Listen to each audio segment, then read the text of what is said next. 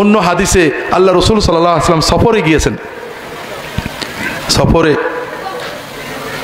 দুজন সাহাবী আবু বকর ওমর রাদিয়াল্লাহু তাআলা আনহুমা একজন আরেকজন সাহাবীকে খাদেম হিসেবে বেতন দিয়ে নিয়েছেন যে আপনি আমাদের একটু খেদমত করবেন।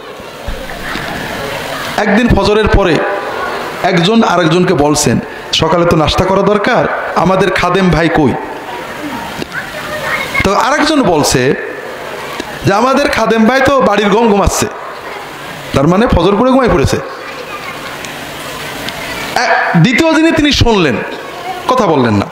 কিছুক্ষণ পরে উনি উঠেছেন, ওই খাদেম উঠলে পরে তারা বলছে যে তুমি যাও রাসূলুল্লাহ সাল্লামকে বলো যে নাস্তার কি হবে, সালাম দিয়ে জিজ্ঞেস করো। তো গেছে, সালাম দিয়ে বলছে ইয়া রাসূলুল্লাহ অমুক অমুক আমাকে পাঠিয়েছেন, নাস্তার কি হবে? তখন রাসূলুল্লাহ সাল্লাল্লাহু আলাইহি ওয়াসাল্লাম ওকে বললেন যে কেন নাস্তা হবে কেন, ওদেরকে সালাম দিয়ে বলো, ওরা তো সকালে নাস্তা করেছে, আবার নাস্তা দরকার কি? উনি চলে এখন তো বোঝান না কিছু, উনি আসছেন রাসূলুল্লাহ সাল্লাল্লাহু আলাইহি ওয়াসাল্লাম সালাম দিয়ে বললেন যে আপনারা নাকি সকালে নাস্তা করেছেন। ওনারা বুঝেছেন নিশ্চয়ই গড়বড় হয়েছে, হাওয়া মাও করে ছুটে চলে গেছেন, ইয়া রাসূলুল্লাহ আমরা নাকি নাস্তা করেছি। বলে হ্যাঁ, তোমাদের ভাই যখন ঘুমিয়েছিল তোমরা ওর কাঁচা গোশত খেয়েছিলে, তোমাদের দাঁতের ফাঁকে এখনো গোশত লেগে রয়েছে। ইয়া রাসূলুল্লাহ আমাদের জন্য আল্লাহর কাছে মাপ চান। না আমি মাপ চাইলে হবে না, ওর কাছে মাপ চাও, ও মাপ করলে হবে। আল্লাহু আকবার। এরকম কথা আমরা মাঝে সাথে বলি না ভাই? কত বলি ভাই, কি দরকার ভাইরা? যে কথাটা তার কাছে বললে তার কানে গেলে আপনি খুব হিসাব করেন এই কথাটা ওই লোকটা যে শোনে যে আমি বলেছিলাম কষ্ট পাবে কিনা, বলেন না? কোনো দরকার নেই তোমাদের বলার, এগুলো না বলে আমরা খুব ভালো থাকতে পারি ভাই। কোনো কষ্ট হবে না, ব্যবসায় লস হবে না, টাকা পয়সার কোনো বরকত নষ্ট হবে না, পরিবারের অশান্তি হবে না, শুধু শুধু আমরা এই পাপগুলো করি। আর এক ঘটনায় রাসূলুল্লাহ সাল্লাল্লাহু আলাইহি ওয়াসাল্লাম সফরে যাচ্ছেন, সময় দেওয়া আছে, সাহাবীরা আসবে, সবাই একসাথে যাবেন, সবাই আসছে। একজন আরেকজনকে বলছেন যে আমাদের অমুক ভাই কই গো? সে আবার উত্তর দিচ্ছে যে আমাদের অমুক ভাই তো শাস্তে গুছতেই ফিঙে রাজা, কাপড় চোপড় রেডি হতেই দেরি হয়ে যায়। একটু মস্করা করে বলেছে। রাসূলুল্লাহ সাল্লাল্লাহু আলাইহি ওয়াসাল্লাম শুনেছেন, কিছু বলেননি। পরে যাত্রা শুরু হয়ে গেছে। কিছু দূরে যেয়ে মরুভূমির ভিতরে যেয়ে দেখেন যে একটা গাধা, বন্য গাধা মরে লাশটা পা উঁচু করে উল্টে, মরা লাশ, শুকনো পচা লাশ। তখন রাসূলুল্লাহ সাল্লাল্লাহু আলাইহি ওয়াসাল্লাম একটু দাঁড়িয়ে বলছেন অমুক অমুক কই গো? ওই দুজনকে ডেকেছেন। ওই দুজন আসছে, ইয়া রাসূলুল্লাহ লাব্বাইক। বলে শোনো, ইযহাবা ফাকুলা মিন জিফাতি হাযাল হামার, যাও এই যে মরা গাধাটা আছে ওর গোশত খাও। ইয়া রাসূলুল্লাহ এটা কি সম্ভব?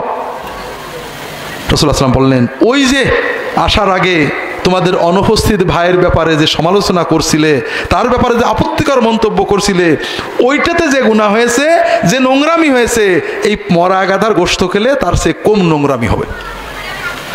তো ভাইরা, এই গীবতটা কোথা থেকে আসে? এই শত্রুতা থেকে। আপনি যাকে ভালোবাসেন তার কিন্তু গীবত করতে পারেন না। কাজে আপনি যখন সকল মুমিনকে ভালোবাসবেন, আহা আমার মুমিন ভাই যত গুনাহ করে আল্লাহর মাফ করে দাও, দেখবেন আপনার মুখ থেকে গীবত বেরোবে না। কথা কি বুঝতে পেরেছেন?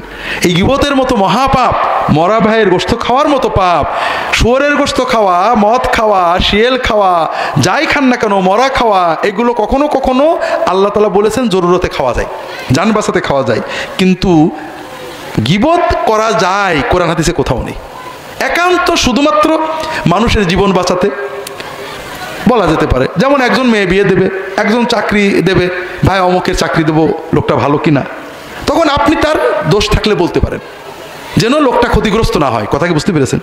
এছাড়া কখনো ইচ্ছা করে কারোর কোনো গোপন দোষের কথা বলবেন না। না বললে কি হবে? আল্লাহ রাসূল সাল্লাল্লাহু আলাইহি ওয়াসাল্লাম বলছেন মান সাতারা মুসলিমান সাতারাহুল্লাহু ফিদ দুনিয়া ওয়াল আখিরাহ।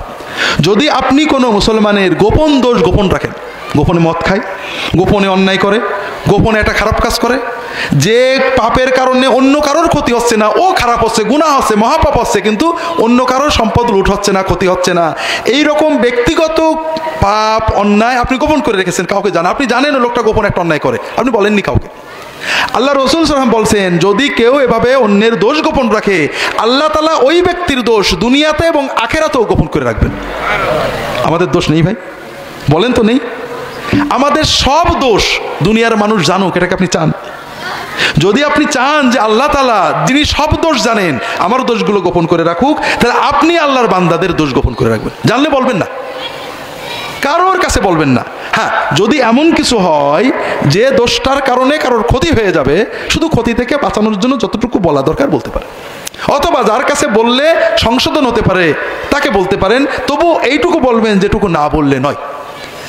যেমন শুয়োরের গোশত প্রয়োজন ছাড়া, জীবন বাঁচানো ছাড়া খাবো না, কারোর দোষের কথা কারোর কাছে বলবো না।